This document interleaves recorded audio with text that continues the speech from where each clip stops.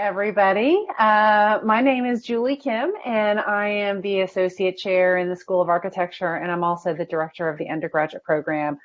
We're so happy that you're joining us today to learn a little bit more about the School of Architecture in this session that is aimed specifically at those who are considering transferring into the School of Architecture, either from another institution or within Georgia Tech from another major into architecture. So I want to just kind of give a brief kind of overview of how the session will run. I'm going to start by just kind of talking a little bit about the general curriculum, share the design studio sequence and the adjacent coursework. And then I'm going to invite those who are joining us on this call, students, our Associate Dean in the College of Design, and then our Academic Advising Manager to introduce themselves. And then we'll start with kind of having a conversation. And we'll hopefully cover a lot of the questions that you have. So let me first share my screen really quickly. I want to show the general curriculum diagram. I hope that everyone can see the screen here.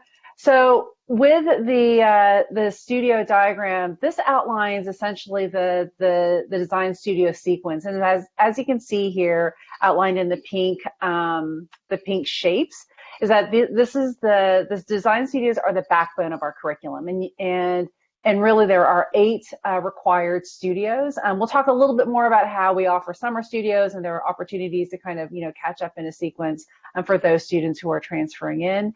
But you can see that each of the studios has a kind of particular curricular focus. You'll also see in this diagram the adjacent coursework, the required architecture core coursework, with the first fall design studio for the first year with introduction to design in the built environment. You see then in the second design studio that you start to have the relationship with media and modeling. One, which is starting to introduce kind of software skills and ways of incorporating that in your design workflow. And then continuing on into sophomore, junior, and senior year. And you can see that we start folding in things like there's a second media modeling course, building technology courses, the history of architecture 1 and 2, and then design strategies in your junior year. So we'll talk a little bit more over the course of this session about how transfer credits will work. I'm sure that many of you will have questions about that. So let's see. At this point, I want to go ahead and ask those who are joining us on the call for the panel, the faculty, staff, and students, to go ahead and turn your cameras on, and that way we can introduce ourselves to all of you.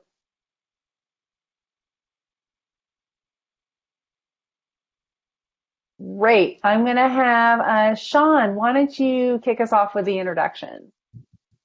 Yeah, awesome. Hey guys, I'm Sean, and I'm currently a third-year undergraduate in architecture at Georgia Tech, and I transferred from Georgia Tech coming in as a sophomore from Kennesaw State University. Hi everybody, my name is Kathy Tran. I am currently a senior and transferred to Georgia Tech when I was a sophomore from UGA. And hey everyone, my name is Joseph LaRue. I transferred here from GSU my sophomore, coming in as my second year, and now I'm a sophomore in the Georgia Tech architecture program.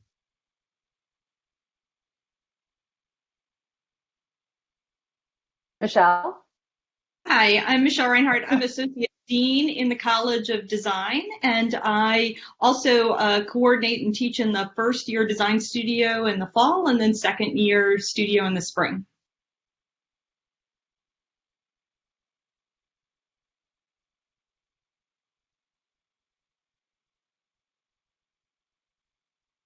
Robin? Hi, I'm not sure if you can see me. I'm having camera issues, but I'm Robin Tucker, and I'm the Academic Advising Manager in the School of Architecture. And typically, I would be probably one of the first people you talk to once you're admitted. I would like for you to talk to me even before you're admitted. So we'll get into that and why a little bit later. Great. Well, I can see you, Robin, and I can hear you just Okay. fine, so that's perfect. Okay. Um, all right, so I wanted to start off with maybe some questions just to get our conversation going this morning. So I'm sure that some of those who are considering transferring, are just curious, about, well, with our three students, why did you decide to transfer to Georgia Tech from another institution? Or if you were already at Georgia Tech, why did you or how did you make that decision to transfer in from another major? I can go So I ahead can and start. start. Oh, Oh, sorry. go ahead. You can go. Go ahead. Okay. Yeah. Well, I was a civil engineering major at UGA, and as I was going through all of my classes, I felt like I wasn't challenged creatively like I used to when I was, in high school, since I loved all of my art classes. So I really wanted to be in a creative field. So at the time, UGA didn't have like an architecture program. They only had landscape architecture, which is slightly different. And so since Georgia Tech is still local to me and they have an architecture program, and it's a great school, I felt like it was a good decision to take the leap and apply as a transfer student. So yeah. That's great.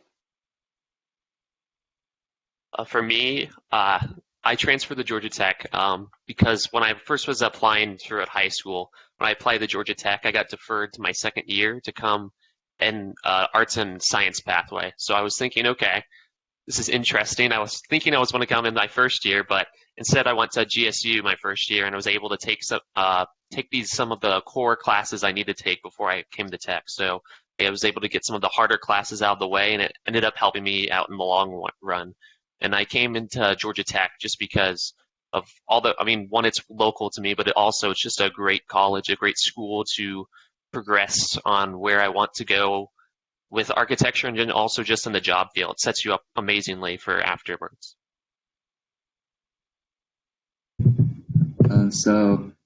Tech had always been the school I wanted to be part of since I moved to Georgia senior year of high school. And although I didn't get in at first, I was offered the arts and science pathway, like Joseph. And I was really attracted to this school because after visiting a couple times, the open collaboration and the warm, welcome studio culture was something I could really see myself being part of throughout the journey of architecture school.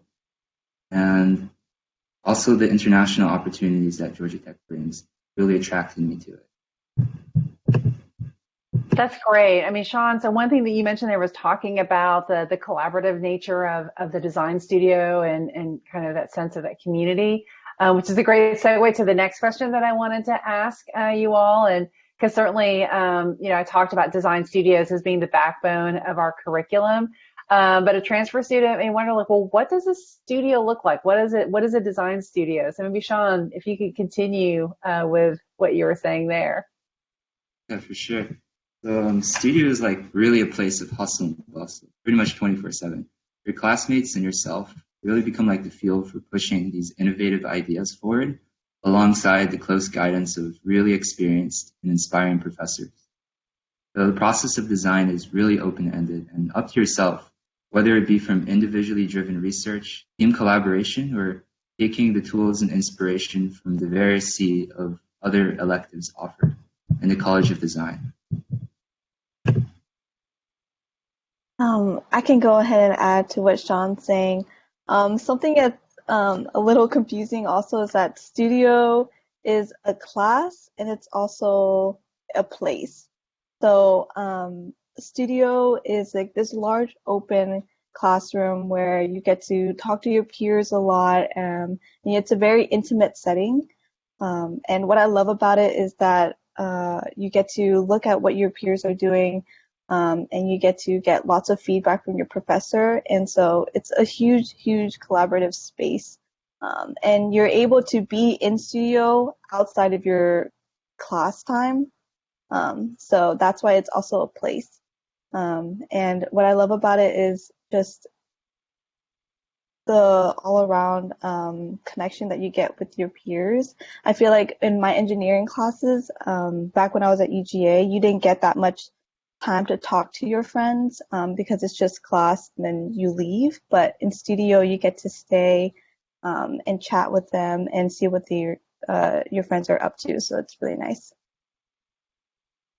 You know, along with what Kathy and both Sean as well were saying, especially with the friends towards the end, because studio is such an untraditional class where you're being able to stay there after your class and you're getting to spend so much time there, people that you're there with, not only the students, but also the professors, you really grow really strong relationships with them as they help you along with the projects. Also, I know for me, we formed a studio family, and every single time after our reviews or anything we have, we always go out to get dinner together. We talk about how the projects went, and then we also just are getting ready for our next projects, our next things that are coming up, and we're just all excited. So the studio fam, it's not just the fam that I have with these, but it's all the people surrounding us. Every single person really becomes your friend.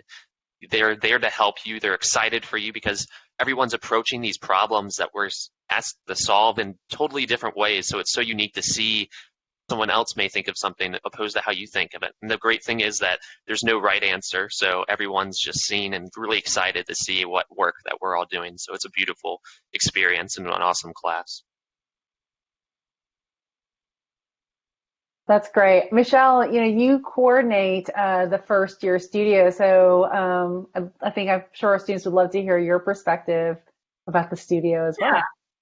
And as Kathy described, it's studio as a class, which is what I coordinate. It's a place, it's a physical place, but I'm sure everybody would agree. It's also in some ways a state of mind, and it's a way that you think about approaching problems. And so what's interesting, we talk about the camaraderie in studio and the excitement of the place. My counterpart in engineering actually comes by studio because he finds it to be a lot more fun sometimes than his classes. So, and it's a way to kind of connect with people and talk with students and see what they're doing. But it's a place where we encourage kind of the production of ideas and a way of making, right? So we'll talk a lot about craft and the act of making. And that really takes place in the studio, and you can start to test ideas and models and then bounce them off of one another and share that experience, because it's not really about the final project that you submit, but it's about the way in which you get to that project. And that's really best tested in that studio environment. So it's our studios are open 24 hours a day, 7 days a week. That does not mean you should be there that much. I tell the first year students that every year. That doesn't always happen. But it really allows you to tap into when your creativity is the strongest. I was a very early morning studio person. And that's only because if I was there when everybody else was there, I would talk a lot, go figure. But my younger sister, who's also an architect, liked to work in the middle of the night. That was just the way she worked. And so having studio available to you all the time is great. And it's also a place where you can do all of your other classes. And then also all that social time with friends. So it's a really intimate place. You learn a lot about each other. You learn a lot about the way in which you work, and you really make lifelong connections with people. Yeah, I agree with everything that the four of you have shared. I think the only thing that I might add is, in the design studio as a place, I mean, it's a lot of the work that happens there is independently directed by the students, and the studio professor is there as to offer kind of, we'll call them desk crits, the kind of critique, kind of feedback, asking questions, kind of helping students kind of probe what they're interested in, and teasing that out through the development of a project. And so there's this kind of like this wonderful kind of ebb and flow that happens in a studio where you have students working independently at their desk. There might be a group of students kind of talking together, bouncing some ideas off of each other. But it's very unlike a kind of a traditional class in a way where you would sit there at a desk and a professor is lecturing to you. Now, there may be some lectures that happen in a design studio as we're sharing things with the students, but it really is much more of an open kind of environment. But I think, one of the things that, when you all were talking, it occurred to me that as students are there getting kind of excited, thinking about like, oh, that sounds like kind of like a fun place to work, but what can I do to prepare for a design studio as an experience? Is there any software I need to know? I mentioned about the alignment between design studio and a media and modeling class where you start to learn different software skills. Do I need to come in knowing that? What if I don't know how to draw? What if I've never built a model before? So I'm hoping that Michelle, maybe you can offer some insight into that from the faculty perspective, and then I'd love to hear from the students too. Sure. And I think in some ways that's going to vary. We'll talk a little bit about a kind of transfer credit and what that looks like and whether or not you've already been in an architecture program. So many of our transfer students, I would say most of them, will not have had prior architecture experience. And so that's when you'll come into first year studio with me, although you might be a sophomore by credits. And in that first year studio, it's really about jumping into the pool of architecture, but not so far into the deep end that you're drowning, right? So we're not going to assume that you have any prior drawing experience or software experience at all. And it's really about learning the vocabulary of architecture, the ways of working, that kind of building the habits of mind that will allow you to develop as a designer. And so we make no assumptions about prior experience. Now, of course, some of your classmates will have had prior experience, and that's why studio is great. So it's not like Kathy's great at drawing and Joseph isn't, and so she's going to be better than he is. It becomes a learning experience, not to call anybody out, right? It becomes a learning experience and how you can really learn from one another, and that's the joy of studio too. So don't panic about not having that prior background. We understand, if you have the ability, if you're getting ready to take classes at the college level or even high school and thinking about transferring in, if you can take an art class, I think that's great, just to kind of keep you loose and open to kind of how thinking about how you communicate in a visual language. I think that's a great tactic, but don't panic that you don't have the perfect skill set.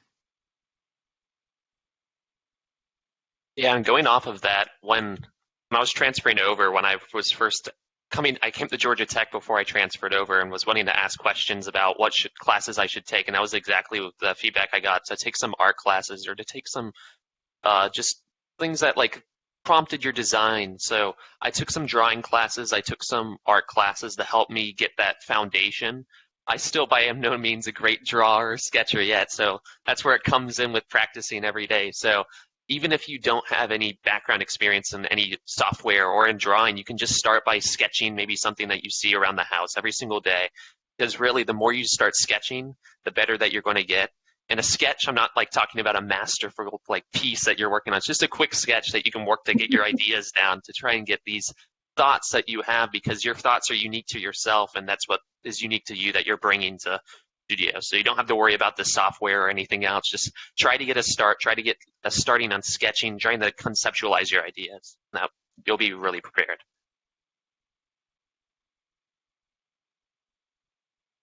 Oh, you're muted, Kathy.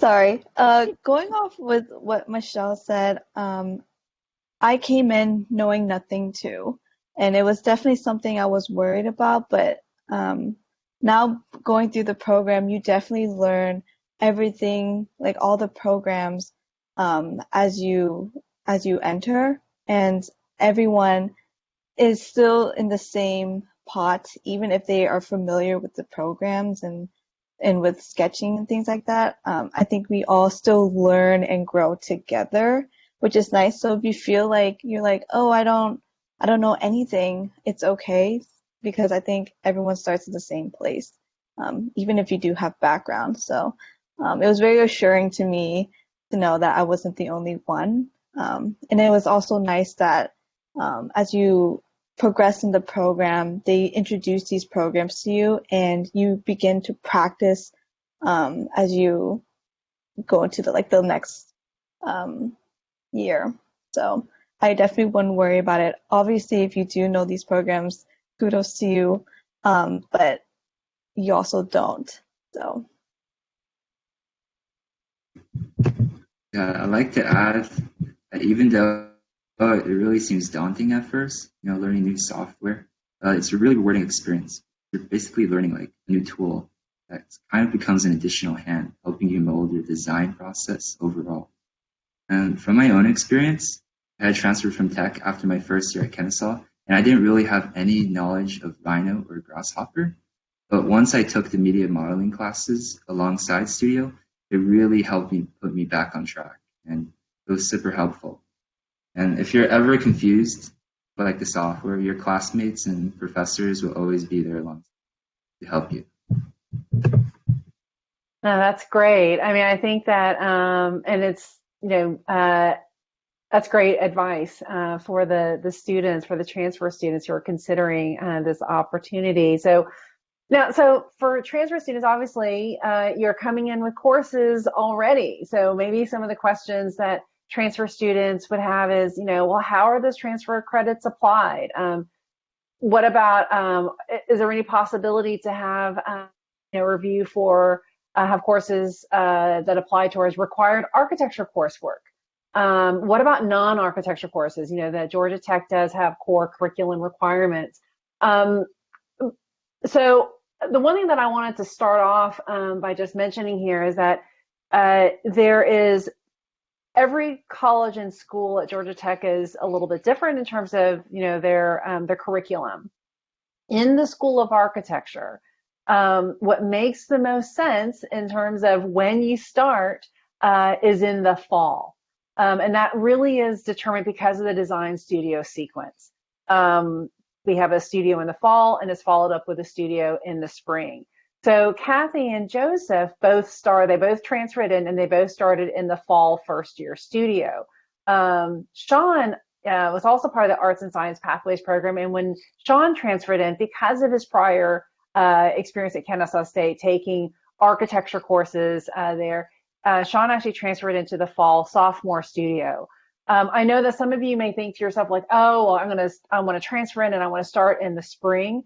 And this is something, and I think that both Robin and Michelle will reinforce this when I pass it over to them. But because our design studio sequence really starts in the fall as a 1-2 sequence, it makes it very difficult for you in that no matter what, like you're not gaining any time. And so it's best to, we try to recommend that you, first reach out to the academic advising manager, talk about when makes the most sense, what are courses that you can be taking that could potentially transfer over so that you're building a stronger kind of application, coming in the core, the set of coursework. But I want to pass it over to Robin and have Robin maybe say a few words, and then also I'd love to hear from Michelle as well. Okay, guys, what Julie is saying is absolutely true. One of the biggest issues with transfer students is the semester that you come in. And we don't want you to pay for semesters that you don't need to pay for at Georgia Tech because you came in at an odd time and could not start studio. Starting in the spring, in most cases, unless you do have some architecture background or coming from another architecture program, likely all you're going to be able to do in that spring is take more core courses, which you can do where you already are. You might be able to take an architecture course or two as far as electives or required courses, but really the ideal thing is to come in most of the time in the fall. My suggestion to you is get in touch with myself, and my email is available on the architecture website. Get in touch with me or our other advisor, Neutral Wisdom, as early as possible so that we can help guide you not only to what semester might make the most sense for you to come in, depending upon whether you're in an architecture program, an art program, or maybe you're majoring in history somewhere and have realized that architecture is what you want to do. We can help guide not only the courses that not only the time that you come in, but the courses that you might be able to access where you are in the meantime to make a stronger application and to give you a bit of a leg up towards studio or toward media modeling or something that's in architecture. So my best suggestion here is get in touch with us sooner than later, and we will help you figure all of that out. It's not as difficult as it sounds. Right, and there are a number of tools available to you, but I can't stress enough how important it is to talk to the advisors, right? So at home, we have the course equivalency tool where if you're a student at a college in Louisiana and you're thinking about transferring, which physics course do I need to take at my home institution that will transfer for the right class here at Tech? You can get that information on the admissions website. There's also the course, the prerequisites for the major. So any student coming in as a transfer student for Georgia Tech in general has to have Calc 1, English 1101 and English 1102. And then additionally, we require college level calculus-based physics. So having those courses ahead of time is good. I see transfer students who apply who took the wrong physics, so they're automatically not eligible to be considered. So talking with the academic advisors will keep you on track. Joseph and Sean mentioned the arts and sciences pathway. Those students are able to come into Tech. It would just be even a student from Louisiana, making sure that you're taking the right classes to position yourself well to come in. And the other thing I would say, and we see this occasionally, and I know Robin, and I know many, if you're watching the video, you see Melissa Tucker down there. That's Robin. I've seen students who have, they're juniors in college, right? And maybe 90 credit hours under their belt. And they're like, I really want to do architecture. It's my passion. That's a conversation to sit down with Julie, Robin, myself, and say, does this make the most sense for me now? And what we would probably say is, finish your degree program where you're at and consider architecture as a graduate program. And that might be the best way to make the most of your time in college. But also, we don't want you to have to pay for semesters you don't need. So that's an important thing to consider. Yeah, I just want to reiterate that, Michelle. I'm so glad that you brought that up because we do see transfer applications that come in where you have a significant number of credits, and because of the required design studio sequence, it goes from all of a sudden you're looking at adding, maybe, up to 3 additional years, even if you're taking studios in the summer, we do offer summer studios, so that students are able to try to utilize that time and to have a clear path to graduation. We don't, we love you. We want to keep you here, but we also want you to graduate so that you can go on. But yes, I think that, reaching out to us early is really key. And, because we can look at where you are and offer you some strong, some sound advice in terms of what makes the most sense for you if you've decided that architecture is your passion.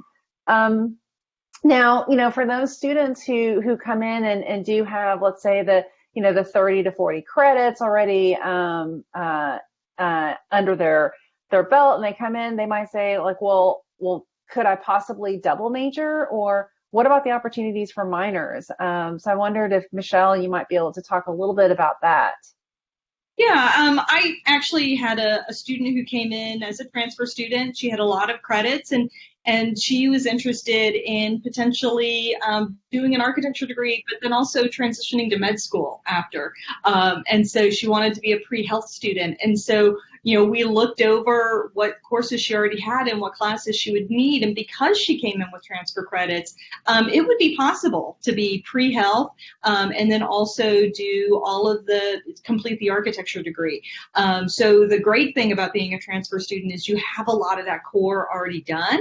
And so you could start to think about perhaps not double majoring. Robin can talk a little bit more about that, but definitely pursuing a minor or a certificate. I see students who have both internal transfers and external transfers who are kind of adding on a lot of stuff because that core is out of the way. Robin, you're muted. Sorry. That is definitely something that we talk to people about even before they're here. Like when you contact me as a potential transfer student, first thing I'm going to say is, how many credits do you have? What have you been doing? How long have you been in? I want to double back just for a second to something that Julie said in an earlier comment, because this is a little hard for some people to understand. When Julie said that, it may not make sense for you to transfer into architecture. Let's say you're like 3 years into your degree at Georgia State, for instance, or wherever, and you want to come into architecture and you believe that you need to start in the bachelor's programs. And that would entail, like she said, adding several years potentially to, get to time to graduation for a bachelor's. We do have a program that is a master's program. It's called the MArch program, and we have a 3.5-year MArch degree that allows for any major to come into the Master of Architecture program, and you leave us with everything as far as coursework is concerned that you need for licensure as an architect. So basically, if you've already gone 3 years into a history degree, it's probably going to be my advice, unless there's some real extenuating circumstance, that you go ahead and do another year, complete your history degree at whatever school you're in, and then come to us, apply as a 3.5-year master's student. You will, in that first year, do many courses that mirror our undergrad program. In fact, you'll be sitting in coursework with the undergrads for those. You will have your own studios. They're called core studios, and basically those 3 studios at the beginning are catching you up in architecture with software, with everything that you need in order to be successful in the MArch program. But it may make sense more for you to pay your money towards the master's at that point than to double back and start in freshman or first year studio when you really are a junior or senior in your degree program. So I just wanted to make that kind of clear, because it's difficult to understand that you could have something other than an architecture undergrad degree and still come right into the master's and complete that. As far as coursework that you have taken at wherever you have been in school before, the registrar's office will ask you some questions about coursework. If they need more, you'll have to upload some things with your application. And they're going to pretty much evaluate the core courses you've had, your English, your math, your history, the things that are kind of common to every school. They will evaluate those. Again, we need to get you on the transfer equivalency website early on, or talk to us, so that we can make sure you've taken the right physics, the right English that will come to us and be seamless. They will evaluate those credits and let you know where you stand in the core. In some cases, I get students who have come in who have completely finished core, and all they need are architecture courses. Those are a bit of a challenge, but they're also those that can double major, those that can do a minor, etc. So there are advantages there too, if you really want to come in as an undergrad. Now, how would we evaluate architecture courses or art courses or things that are closely related? I know Kathy spoke about the landscape architecture program at University of Georgia that she was involved in. In some cases, even though she was, let's say she had been in the landscape architecture program at Georgia, she may have taken something there that is an absolute equivalent to one of our architecture courses. At the very least, she may have something that helped her there in her program that would also be at least an elective in our program. So when you are admitted as a transfer student, you'll be asked to upload to a website that you'll get access to at the registrar's office your syllabi. So here's tip number 1. As you're going through your program, keep up with your syllabi for every course, because if you transfer, you're going to be asked for those. You'll upload your syllabus for a particular course. They'll verify on your transcript that you had the course, made a good grade in it, and then they will pass the courses that are unique to architecture potentially, that are not core, over to me and to Nitra Wisdom, our other advisor. We'll get those going with the faculty members that teach in that area. If it's a media and modeling course, we'll involve those guys. If it's a studio, we'll have Julie, and she may have other faculty who will evaluate that, like Michelle. And we will then figure out if it was an exact equivalent or how we might grant you some credit for it. In some cases, it may not cover a required course at Georgia Tech in the architecture program, but it absolutely might get you some credit towards electives. And then if you've been in another major somewhere, it's also possible that you took some higher level courses where you are that might guide you toward either a minor or a double major at Georgia Tech to utilize those credits. So we will take a really hard look, and so will the registrar's office, at anything you have. We want to give you the maximum amount of credit. We know that we want you to get everything you can out of our program, but we also know that it's very expensive and financial aid doesn't cover everything. So just get in touch with us again as soon as you know you might want to transfer, and we'll walk you through that process. Robin, I'm glad that you explained that process, the review process for the architecture and the non-architecture courses, because I can imagine that that's a question that many transfer students would have, even as they're considering applying as a transfer student.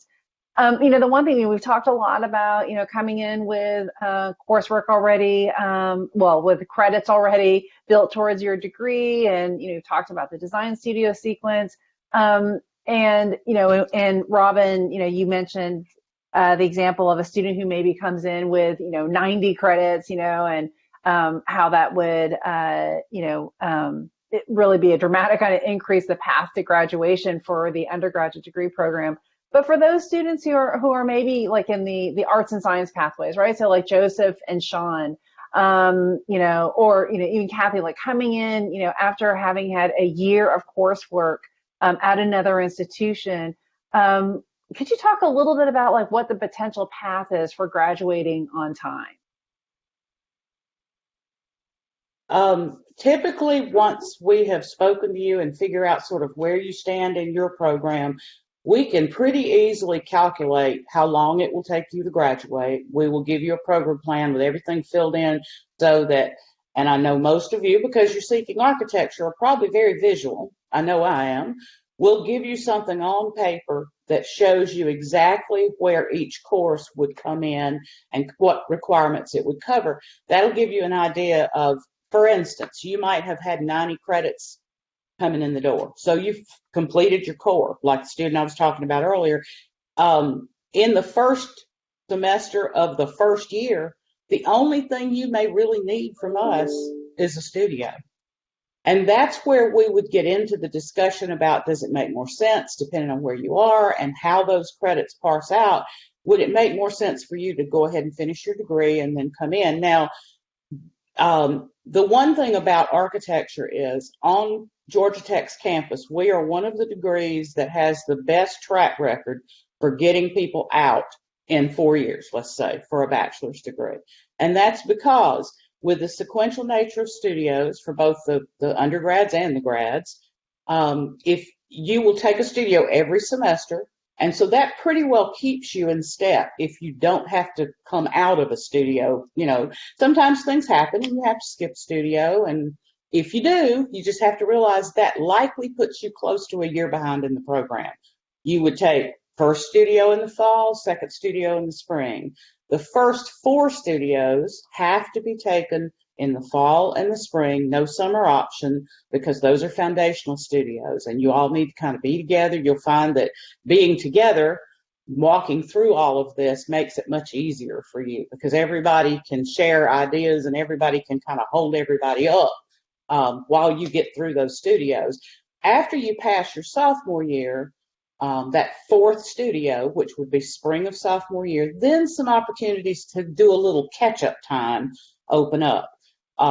We have summer studios for juniors and seniors. You could take a studio in the summer and the fall, then switch and take another studio in the summer or the spring and the summer, and you've basically gained back some of the time that you would have lost.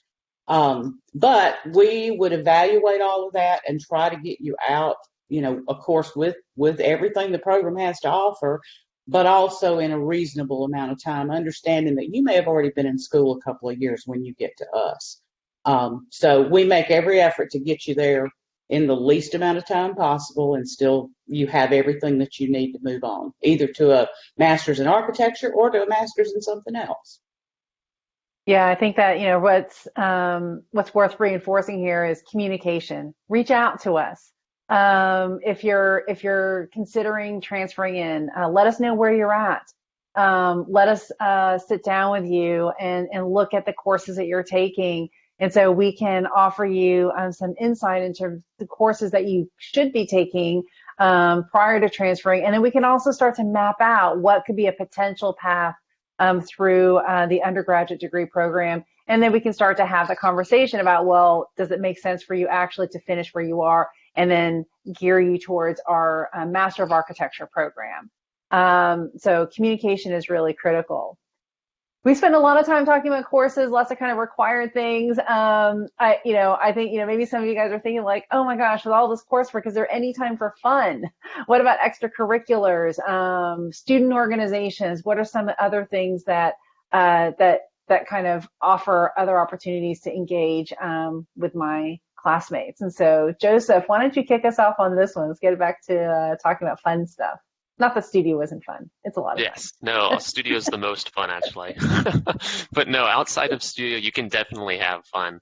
I know when I first came over my first semester, I was spending a lot of time in studio, but then I luckily had a really great RA at my dorm. So every single time I'd come back from studio, I'd realize that, oh, there's like a movie night or there's something here an activity that we're doing. So I'd always make sure that I was participating in that. So it was kind of some time just for me to even have fun, just to get to know the campus, because while studio and architecture is fun too, I just want to be able to experience Georgia Tech as a whole and see other things. So I would always try to make sure that me and my friends were going to like their football games or trying to do other things around campus as well.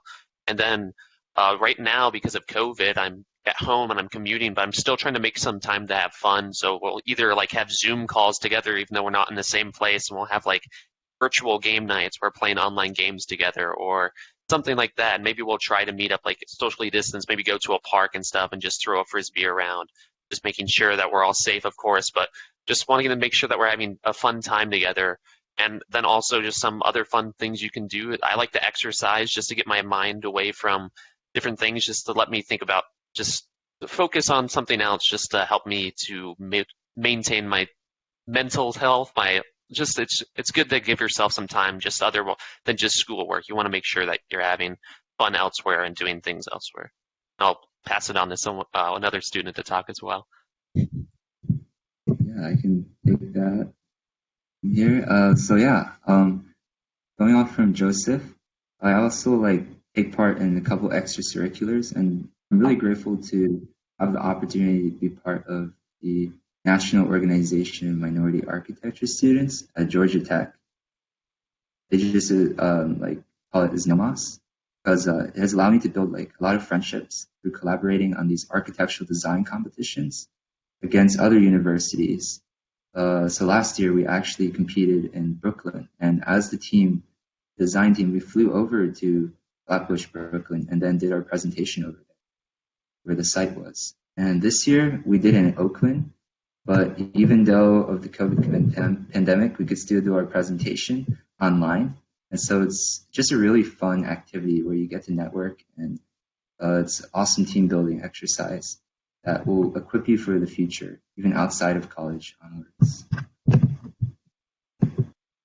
Yeah, and going off of what you all said, I think there is definitely a lot of time for fun. I think what's nice with transferring is that since you've already experienced your first year of college somewhat, you kind of understand sort of the courses or how many courses you can handle. And so you sort of have that time management down. And so with me, since I had that experience already, I know the amount of hours that I can take that is comfortable and how much I can handle. And I also work part-time, and I'm also involved with an organization called Equity in Architecture. So I have time to do all those things on top of studio. So it's really about knowing yourself and how much you can handle, and definitely don't compare to other people how many hours you're taking, because it doesn't matter. It matters how much you can handle, not how many hours other people can handle. So that's something that's really nice about transferring because you kind of already know. And with talking a little bit about, with student organizations, I am on the exec board for Equity in Architecture. And it's really nice to be involved with the community that advocates for inclusivity. And it's like monthly meetings, and we host like resume and portfolio events with the other orgs, some social events, and we invite lots of professionals to our meetings. So it's not a huge time commitment. So it's definitely something everybody can put in their schedule, as long as you're not, having like a mountain load of work with lots of classes. So Yeah, having that kind of balance, I think that's really, really mhm. important, definitely. But it is important. I mean, you all spoke to the kind of maintain that kind of, taking care of your emotional health too. It's really important that you find ways that you do other things. The exercise that you talked about, Joseph. I mean, Kathy, the kind of participation in the student org, and reaching out to the community, professional community, and then Sean, taking advantage of the competitions and kind of broadening kind of exposure in that way as well. I think is really important. So I want to keep track of time, and so I want to kind of maybe switch gears a little bit and talk a little bit about the application process a bit. There is an optional portfolio that can be included in your application as a transfer student. And I wanted to actually ask Michelle to start off here and maybe say a little bit about what are we looking for in a portfolio? What if I don't have previous architecture projects? I'm thinking like Joseph and Kathy, you may not have had architecture projects. Sean, you did at Kennesaw State, but what if I don't have those? And then maybe if quickly Joseph and Sean, 'cause I think you both submitted portfolios, could just say a couple of words about what you decided to include. So Michelle, what are Right. we looking for? Um, there are two different things we're looking for in the portfolio. You should think about what you need to communicate in the portfolio when listening to what I'm about to communicate. One is we're looking for the way that you think through problems, right? So your sense of creativity, your understanding of kind of spatial or spatial awareness. How do you think three-dimensionally? And that could be shown through more traditional art projects, sculpture, painting, some photography, showing a range of media. And then also, what are your problem-solving skills and how do you think through very complex or nutty issues? So that's one way of thinking about the portfolio, and that's good for somebody who has no architecture background. I did see an entire portfolio of nothing but Minecraft. That's not going to help us understand kind of the way and the range in which you understand kind of the spatial dimensions of our world, right? So just because you do know SketchUp doesn't mean that that's what you should include in your portfolio, right? So the other time we might be looking at your portfolio is if, like Sean, you have a prior architecture work at the college level, design studio coursework, not just I've learned AutoCAD or I've learned BIM, because again, that's not necessarily showing your design thinking skills. If you've had previous college level architecture coursework, we want to see that work so that we can look at and understand how it might benefit you in terms of transferring into the design studio sequence. So there are two very clear and different objectives, and understand where you fall and what you need to communicate with that. Yeah, that's great. I don't know, Joseph, do you want to say a few words just about what you chose to include? Because it's interesting. You and Sean have very different kind of backgrounds coming in as transfer students. Yeah, so like I was saying before, I didn't have any architecture classes at GSU. They didn't offer any, but I was able to take some art classes. So I was able to take a drawing class and then a 2D design class. So from those classes, I was able to kind of get a understanding about how this concept works on how to show my design process. So I was able to include projects in that. But also in high school, I know I took some drafting classes, and because of that, I also included some of that work as well. But then looking back now, it's really, if you have anything that you are working on, like say you're just really an avid painter, you're an avid drawer or sketcher or something like that, and you've had this work and you've put it into, like, it's just something you really enjoy. Say that you really like following Bob Ross picture paintings online, or doing something that's very creative or something like that, that just sets apart you from everyone else, because it's your voice. So hearing what you have to do, it's really special. So including that thing that speaks to you about how this is my concept, this is my thought process, this is my design process, it'll really help you. So it can be anything really that just shows that you have design thoughts, you have this way of thinking that's different than other people. So uh, I would just say that input those things. Yeah. That's great. So as mentioned, I actually finished my first year of architecture school at Kennesaw State University. So I pretty much had a lot of architecture-based materials in the optional portfolio because I basically did studio at Kennesaw, and there was a lot of focus on hand drawing and some familiarity with software. And so this transferred pretty well to the equivalent like coursework that they did at Georgia Tech's first year studio at the time. So submitting this stuff was pretty important because when it was carefully reviewed by the school, like the optional portfolio, it gave me the option to actually skip first year studio when transferring. And that saved a lot of time. It was really helpful. Well, you received credit for your first year studio because of your prior coursework. So, And Julie, one of the additional things I would add when we're doing admissions, especially at kind of the transfer level, and we see on your transcripts that you've had art courses, either at the high school level, if we have that information available to us, or at the college level, and you're not submitting a portfolio, I think that will be a disservice to you. If you have the ability to submit a portfolio, you should do it. It indicates your interest in the major. It reinforces that you want to be at Tech. So I would take the portfolio, even though it is optional, I would take it seriously if you really want to be at Tech. yeah, I think that's great advice, Michelle. And that's a great segue into, I think the last thing that maybe you can just kind of give just a brief kind of overview of the application process itself. We already talked about going to the admissions website, looking at the transfer equivalency tables, looking at what's required for, the major, the coursework you need to have before you have applied. But if there's anything else you wanted to add to that, or maybe just reinforce the portfolio again. Yeah, no, there are a couple of things outside of that I would want to say. Students are eligible to apply as a transfer student to Georgia Tech after you have completed a minimum of 30 semester credit hours or 45 quarter hours. That includes credits that you may have earned through IP or AB exams, right? So if you got 5 in the appropriate physics exam and calculus, and they show up on your college transcript, so you need to make sure you send those test scores there, then you qualify for credit. So there may be a situation where you may be a student that will have completed 30 college credit hours by the time you finish your first semester in college.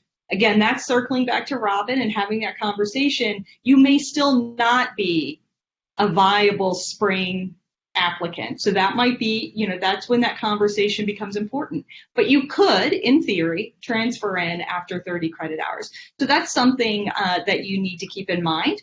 So most students, I think Robin and I would both advise that you would be applying into the fall term. Your application is available mid-January through March 1, and then you have a series of document deadlines on April 15th. You have to have completed all of your coursework that would be transferable by June 1. You have to be able to get that transcript in.